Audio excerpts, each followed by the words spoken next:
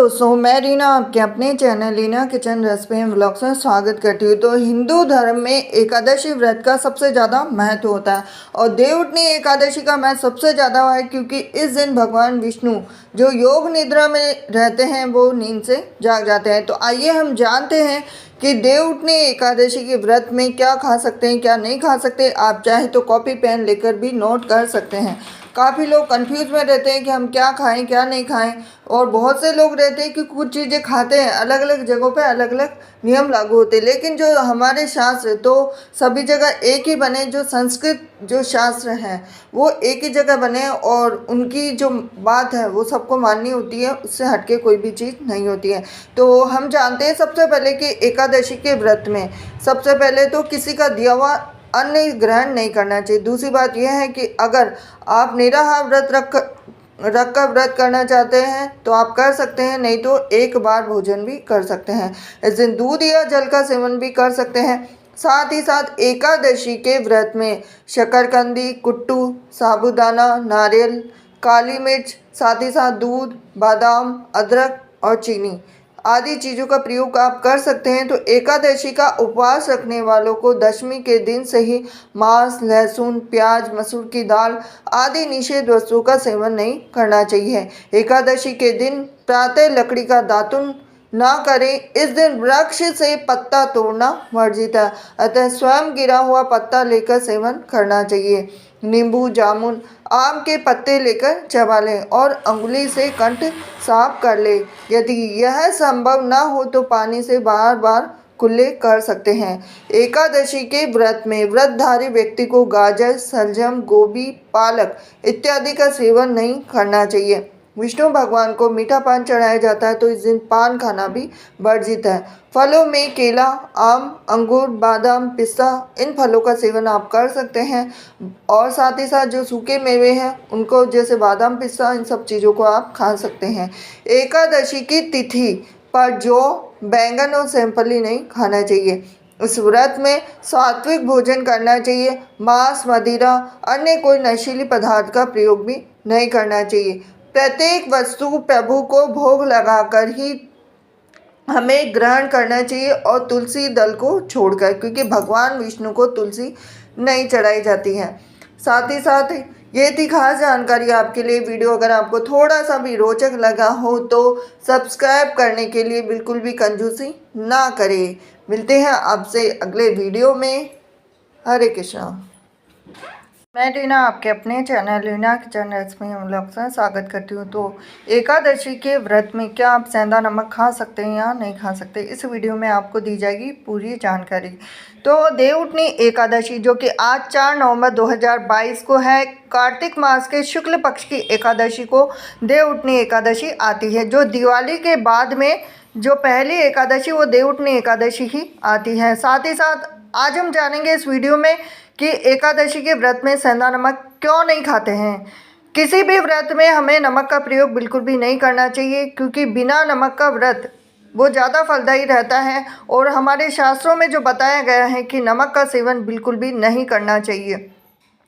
साथ ही साथ मैं आपको बता देती हूँ कि काफ़ी लोग ये मानते हैं कि सेंधा नमक व्रत में खा सकते हैं। जैसे कुछ भी बनाते हैं, सब्जी बनाते हैं, आलू की सब्जी बनाते हैं या सिंगाड़े की या साबूदाने की, कुट्टू के आटे की, किसी भी चीज़ की बनाते हैं तो उसमें नमक का प्रयोग ना करें। तो फिर काफ़ी लोग मुझे कमेंट करके पूछते हैं कि मैम हम क्या बनाकर खाएं। तो आप व्रत का मीठा भोजन बनाकर खा सकते हैं। काफ़ी लोग होते हैं जो गुरुवार के व्रत में आपने देखा होगा कि मीठा भोजन ही बनाते हैं, लेकिन व्रत के अंदर व्रत और उपवास दोनों में डिफरेंस होता है। व्रत में एक समय भोजन किया जाता है, यानी अन्न का सेवन किया जाता है, लेकिन जो उपवास करते हैं तो देवउठनी एकादशी का उपवास किया जाता है। उपवास के दौरान आप नमक का सेवन बिल्कुल भी ना करें। उपवास में एक समय फलाहार किया जाता है और काफ़ी लोगों का मानना तो यह भी रहता है कि अगर व्रत किया जाए पूर्ण श्रद्धा से तो कुछ भी नहीं खाना है। अगर आप चाय, दूध, इन सब चीज़ों का प्रयोग कर सकते हैं। साथ ही साथ आप अगर दूसरी चीज़ जैसे जो पीने वाली चीज़ें होती है, काफ़ी लोग उसी पे ही व्रत करते हैं। कुछ लोग खाने की चीज़ें जैसे फलाहार बनाकर खाते हैं, काफ़ी लोग फ्रूट पे करते हैं। तो जैसा आपकी जैसी श्रद्धा है उस हिसाब से करना चाहिए, लेकिन मैं आपको ये सलाह नहीं देती हूँ कि आप नमक का प्रयोग बिल्कुल ना करें। तो कई दीदी मुझे कमेंट करके बोलती है कि हमारा ब्लड प्रेशर कम हो जाता है, तो उस जगह पे आप सेंधा नमक का प्रयोग कर सकते हैं।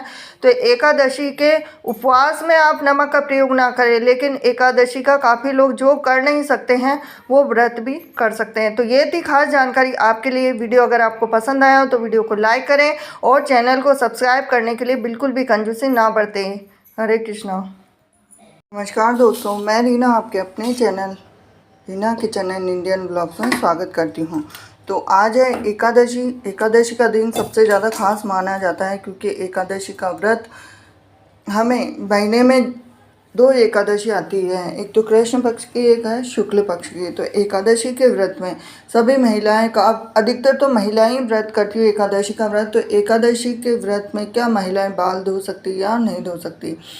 तो एकादशी के व्रत में महिलाओं को बाल बिल्कुल भी नहीं धोना चाहिए। कुछ ऐसे दिन बनाए गए हैं जिन दिनों के अंतर्गत आपको महिलाओं को बाल नहीं धोने चाहिए। एक दिन एकादशी के दिन, अमावस्या के दिन, चतुर्थी के दिन, और जिन माँओं की एक संतान होती है, एक पुत्र होता है, उनको बुधवार के दिन बाल नहीं धोने चाहिए, शनिवार के दिन बाल नहीं धोने चाहिए। तो काफ़ी नियम है जिनका पालन आपको करना चाहिए। साथ ही साथ आपको इन सब चीज़ों का ध्यान रखना चाहिए। अधिकतर महिलाओं को एकादशी के व्रत में बिल्कुल भी बाल नहीं धोने चाहिए। अगर गुरुवार का दिन पड़ता है तो आपको बुधवार के दिन ही बाल धो लेने चाहिए। साथ ही साथ हमें इन सब चीज़ों का ज़रूर ध्यान रखना चाहिए, क्योंकि जो शास्त्रों में नियम बताए गए हैं उन नियमों का पालन हमें अवश्य करना चाहिए। तो ये थी खास जानकारी आपके लिए। और एकादशी के व्रत में महिलाओं के साथ साथ पुरुषों को भी अपने बाल खास तौर पे नहीं धोने चाहिए। ये नियम महिलाओं के साथ साथ पुरुषों पर भी लागू होता है, क्योंकि एकादशी का व्रत सबसे ज़्यादा खास माना जाता है। और एकादशी के व्रत में खास पुरुषों को और महिलाओं दोनों को बाल नहीं धोने चाहिए। तो ये थी खास जानकारी आपके लिए।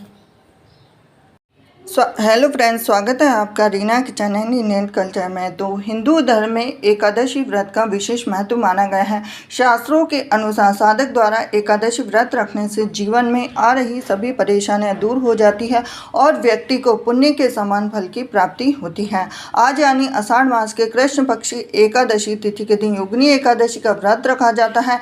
वहीं एकादशी व्रत का पारण अगले दिन द्वादशी तिथि के दिन किया जाता है, जो कि व्रत का पारण और नियम बहुत ही खास माना जाता है। और ये नियम, कुछ खास नियम होते हैं जिनको साधक को जरूर मानना चाहिए। शास्त्रों में बताया गया है कि एकादशी व्रत का पारण हरिवास समाप्त होने के बाद ही करना चाहिए। साथ ही व्रत तोड़ने के लिए सबसे उपयुक्त समय प्रातःकाल माना जाता है। शास्त्रों में बताया गया है कि जो लोग एकादशी व्रत का पालन कर रहे हैं उन्हें मध्याह्न अर्थात दोपहर के समय व्रत का पारण नहीं करना चाहिए। सुबह यदि ऐसा नहीं कर पाए तो मध्याह्न के बाद पारण करना नहीं चाहिए। व्रत पारण के समय भोजन में भूल कर भी मूली, बैंगन, साग, मसूर दाल, लहसुन या प्याज आदि का प्रयोग ना करें। साथ ही सात्विक भोजन का प्रयोग करना सबसे ज़्यादा शुभ माना जाता है।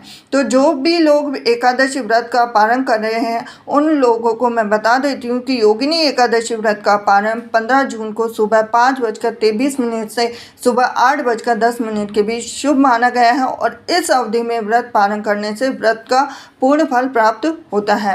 व्रत के समय साधकों को कुछ विशेष नियमों का पालन जरूर करना चाहिए।